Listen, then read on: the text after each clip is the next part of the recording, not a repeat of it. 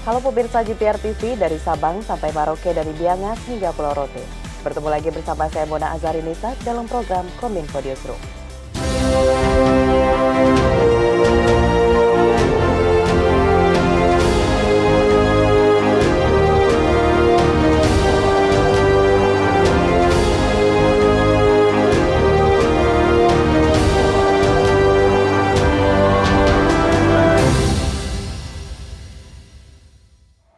Pemirsa, kita ke informasi pertama. Digitalisasi, tantangan tersendiri bagi keberlanjutan media massa. Guna menjaga keberlanjutan napas media massa, pemerintah mendorong hadirnya regulasi hak cipta jurnalistik menjadi peraturan presiden.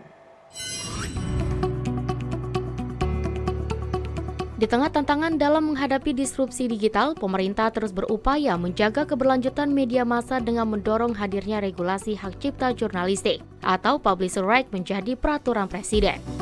Publisher Right merupakan regulasi yang menuntut bentuk konkret kerjasama bagi platform digital seperti Google dan Facebook untuk memberikan nilai ekonomi atau royalti atas konten jurnalistik produksi media lokal maupun nasional yang ditampilkan melalui platform digital tersebut. Di mana saat ini platform agregator seperti Google News, Yahoo News, Facebook maupun Twitter tidak menerapkan bagi hasil walaupun telah menampilkan konten atau produk jurnalistik tersebut. Direktur Jenderal Informasi dan Komunikasi Publik Kementerian Kominfo Usman Kansong dalam konferensi pers Media Sustainability dan Publisher Right menyampaikan bahwa Kominfo memastikan regulasi tersebut akan dirancang dalam bentuk peraturan presiden dan akan selesai sebelum 9 Maret tahun 2023 sesuai dengan arahan Presiden Republik Indonesia Joko Widodo. Untuk mendukung hal tersebut, hari ini Kemenkominfo akan mengundang kementerian lembaga terkait meliputi Dewan Pers untuk membahas kembali terkait rancangan Perpres. Adapun isi substansinya, secara garis besar rancangan Perpres tentang hak penerbit yang berjudul Kerjasama Platform Digital dan Media untuk Mendukung Jurnalisme Berkualitas akan berisi mengenai kewajiban platform digital untuk bekerja sama dengan perusahaan pers demi mendukung jurnalisme berkualitas serta pelaksana Perpres. Ya, saya kira dalam waktu mudah-mudahan ya kalau kita terus bekerja ya secara maraton, ini mungkin sebelum 1 bulan rancangan Perpres yang lebih sempurna itu tadi bisa selesai begitu. Ya, kita berharap. Nah, karena itu tadi kan selain Kominfo nanti sore mengundang kementerian lembaga, Dewan Pers dan konstituen, sebelumnya juga sudah ada pembicaraan Dewan Pers dengan konstituen membahas rancangan Perpres ini. Saya kira ini bagus begitu. Kita secara paralel dan barangkali parsial, tetapi nanti kita bicarakan secara komprehensif, ini sudah dilakukan. Ya, ini bagus, menunjukkan semangat yang sama ya antara pemerintah dan Dewan Pers serta konstituen untuk segera menghasilkan rancangan Perpres Publisher Right sesuai dengan arahan Presiden.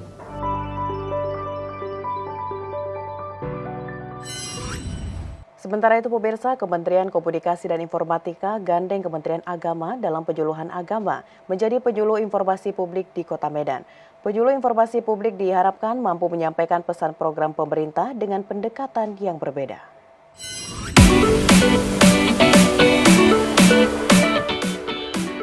Kementerian Komunikasi dan Informatika menggandeng Kementerian Agama untuk merekrut penyuluh agama menjadi penyuluh informasi publik atau PIP di Kota Medan.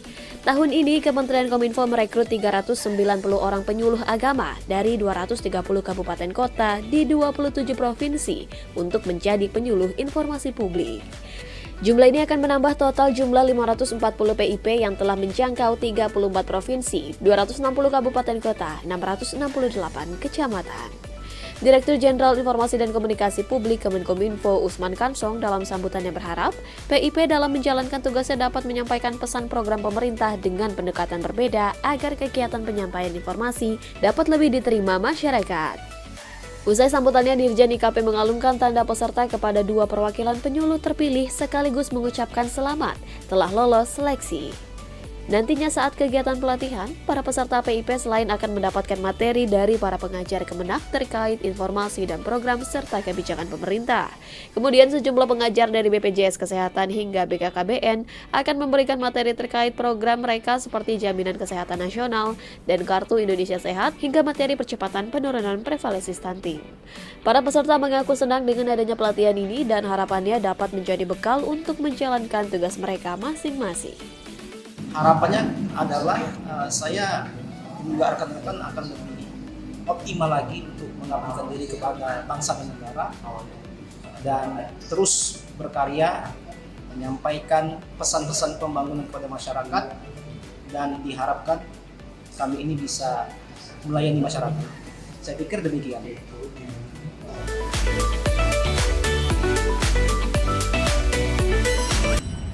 Informasi lainnya pemirsa, pemerintah buka suara mengenai insiden penyanderaan yang menimpa pilot Kapten Philips asal Selandia Baru. Pilot Susi Air ini diketahui masih disandra KKB. Hingga saat ini TNI Polri melakukan berbagai pendekatan persuasif untuk membebaskan pilot Philips.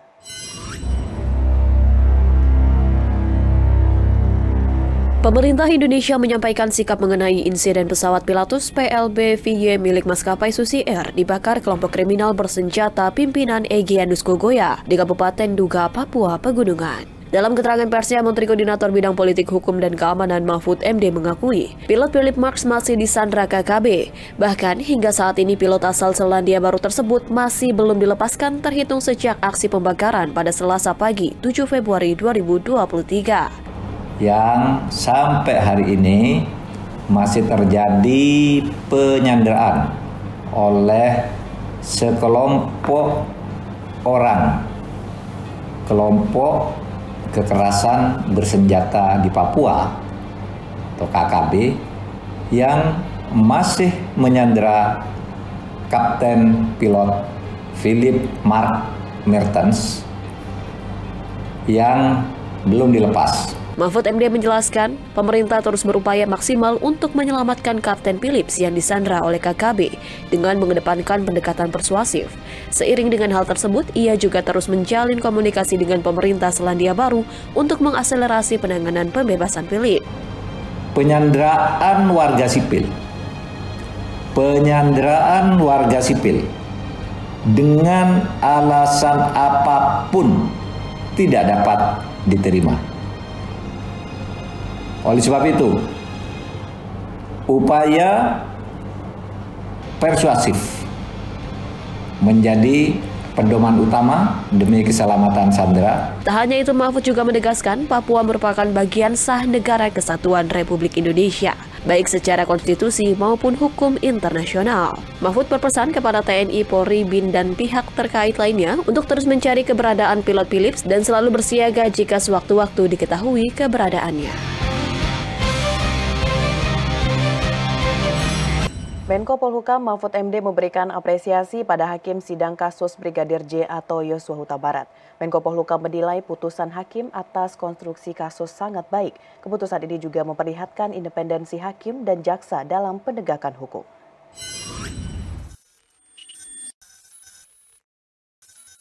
Menko Polhukam Mahfud MD memberikan apresiasi terhadap pembacaan putusan hakim untuk seluruh terdakwa kasus pembunuhan berencana Brigadir Yosua Huta Barat.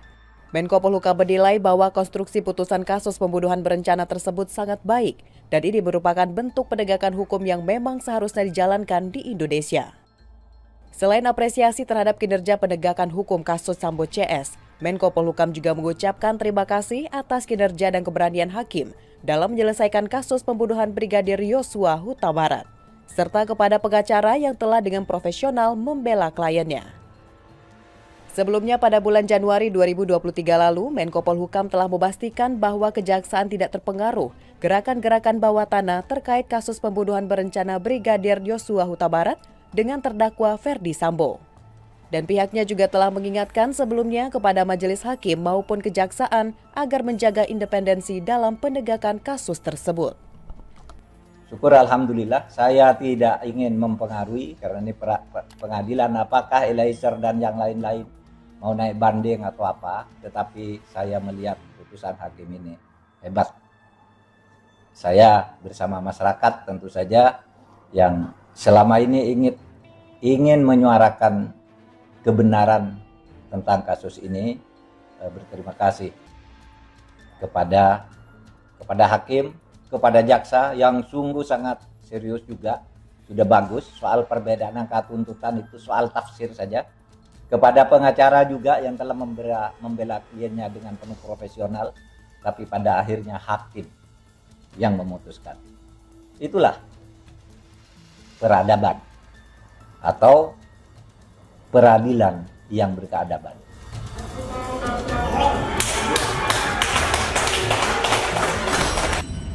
Pemirsa, usai jeda kami akan kembali dengan berbagai informasi lainnya. Tetaplah bersama Kominfo Newsroom.